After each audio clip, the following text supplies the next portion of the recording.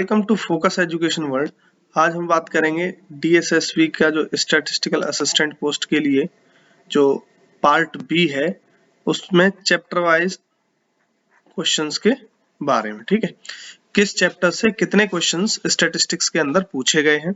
तो यहाँ पर हमने मेजरली इनको 12 चैप्टर्स में डिवाइड किया है। ठीक है, जिसमें आपका सबसे ज्यादा क्वेश्चंस हैं 6 और 7 चैप्टर से पूछा जाएगा, जैसा कि हमारी बुक में ये चीज मिलेगी।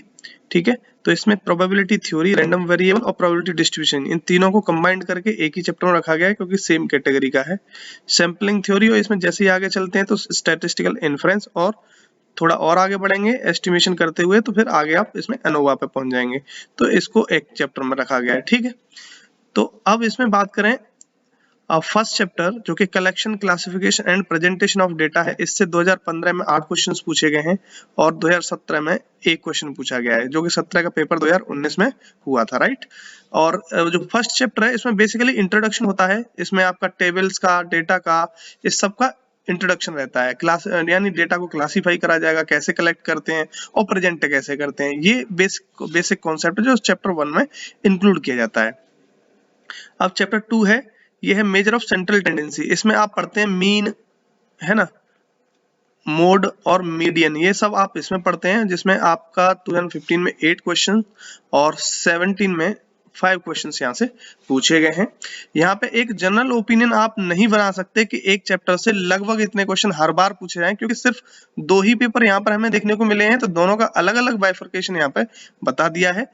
आप एकदम एग्जैक्टली ये नहीं कह सकते कि इससे लगभग इतने क्वेश्चन हर बार पूछे जाते हैं, ऐसा नहीं बोल सकते। ठीक है, लेकिन ये है, ये जो यहाँ पर आप देख रहे हैं एक मेजर पोर्शन है जो कि यहाँ से काफी ज्यादा क्वेश्चंस आते हैं किसी भी एग्जाम में स्टैटिस्टिक्स में, चाहे जेएसओ की बात करें या फिर जो स्टेट में अलग अलग एग्जाम्स होते हैं उनकी बात करें, या फिर डीएसएसबी में स्टैटिस्टिकल असिस्टेंट की बात करें।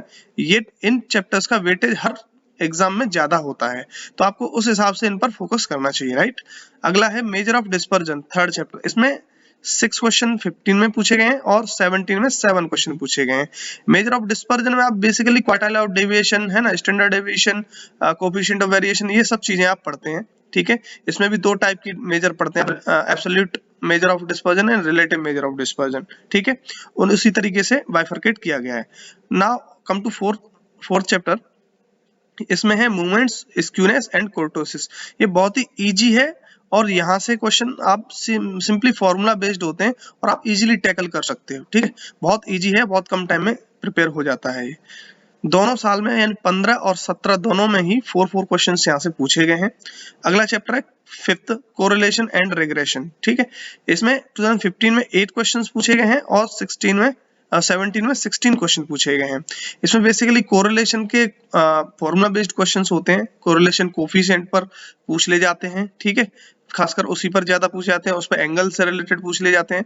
रिग्रेशन पे line of regression, x on y, y on x, इस तरीके से, और उनके सेंटर पॉइंट वगैरह, मल्टीपल रिग्रेशन, लीनियर रिग्रेशन, ये सब चीजें आपके उसमें मिल जाते हैं। ठीक, नाउ 6th चैप्टर है probability theory, random variable and probability distributions.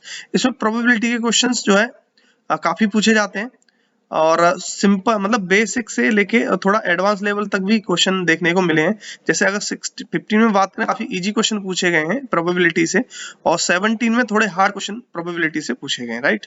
इसी में रैंडम वेरिएबल से भी हैं, जिसमें एक्सपेक्टेशन पूछ लेते हैं, वेरिएंस पूछ लेते हैं।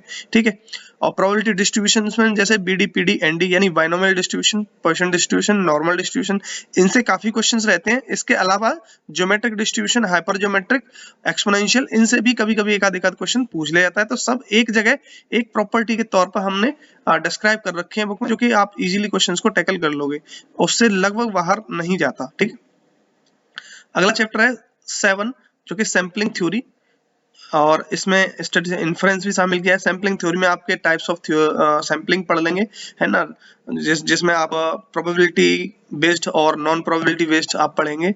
साथ में इन्फ्रेंस में आप एस्टिमेशन भी पढ़ेंगे। ठीक, इंटर एस्टिमेशन और पॉइंट एस्टिमेशन, और कई सारे डिस्ट्रीब्यूशन आप टेस्ट वाले, हाइपोथेसिस ऑफ टेस्टिंग में आप इसी में पढ़ेंगे। ठीक है, जिसमें आप टी टेस्ट पढ़ेंगे, चाई स्क्वायर टेस्ट पढ़ेंगे, एफ टेस्ट पढ़ेंगे, और एफ टेस्ट को जैसे ही आप आगे आगे बढ़ते हैं तो आपको एनोवा जो है सेम कॉन्सेप्ट पर मिल जाता है, तो यहाँ से भी क्वेश्चंस पूछे जाते हैं, ठीक है। 15 में यहाँ से 30 क्वेश्चन पूछे गए और 17 में 27 क्वेश्चन यहाँ से पूछे हैं, काफी ज्यादा वेटेज है इसका, ठीक है। Now come to the 8th chapter, time series analysis. यहाँ पर आपके ये बहुत ही इजी है, सिंपल फॉर्मूला बेस्ड है, आपने एक बार देख लिया तो आप इजीली कर दोगे, और यहाँ से ज्यादा क्वेश्चन तो नहीं लेकिन इजी है, तो आपको बहुत जल्दी आप इसे कवर कर सकते हो, ठीक है। दो घंटे में आप इसे कवर कर सकते हो। तो ये है 2 क्वेश्चन 2015 में यहाँ से पूछे गए हैं और 4 क्वेश्चन जो है 2017 में पूछे गए हैं। नेक्स्ट है इंडेक्स नंबर, ये भी काफी इजी है चैप्टर है, ये भी सिंपल फॉर्मूला बेस्ड है, और इससे 15 में 1 पूछा गया है और 17 में 4 क्वेश्चन पूछे गए हैं, ठीक। अब है 10th चैप्टर लीनियर प्रोग्रामिंग।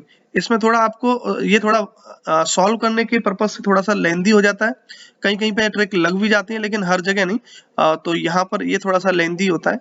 और यहाँ से भी क्वेश्चन 17 में काफी अच्छे क्वेश्चन पूछे गए, 9 क्वेश्चन यहाँ से पूछे गए हैं, ठीक है, और 3 क्वेश्चन 2015 में पूछे गए हैं, ठीक। अगला है 11 जो कि स्टैटिस्टिकल क्वालिटी कंट्रोल, ये तो इजी होता है, और इसमें आपका 2 क्वेश्चन 15 में और 4 17 में। नेक्स्ट है वाइटल स्टैटिस्टिक्स, जिसमें बर्थ रेट वगैरह, डेथ रेट, ये सब पूछी जाती हैं, और ये काफी इजी चैप्टर है। यहाँ से आपका 2 क्वेश्चन 2015 में और 17 में 3 क्वेश्चन यहाँ से पूछे गए हैं। तो बेसिकली यहाँ से 1 to 9 जो है वो तो बुक में सीधे हैं, ठीक है। जो बेसिकली ये बुक जेएसओ के लिए है, लेकिन इसके जेएसओ के क्वेश्चन ही आपके डीएसएसबी में रिपीट करके पूछे गए हैं, तो इसके क्वेश्चंस, क्योंकि यहाँ क्वेश्चंस ज्यादा मिल जाएंगे, क्योंकि यहाँ रेगुलर एग्जाम होता है, तो इसके क्वेश्चंस आपके लिए काफी हेल्प करेंगे, सीधे भी मिल सकते हैं, राइट।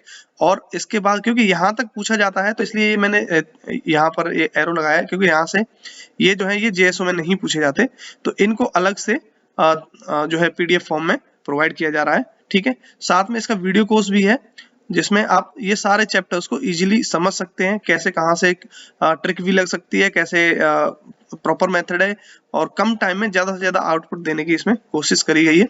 तो इसमें कंप्लीट जो है आपका स्टैटिस्टिक्स का कवर हो जाएगा, डीएसएसबी का, और आप अच्छा सा स्कोर कर सकते हो, ठीक है। तो ये है, और ये बेसिकली आपका जो आरएस एमएसएसबी जो संगणक का एग्जाम होता है, एएसओ स्टैटिस्टिक्स, उसके लिए भी हेल्पफुल है, डीएसएसबी के लिए भी हेल्पफुल है, साथ में जेएसओ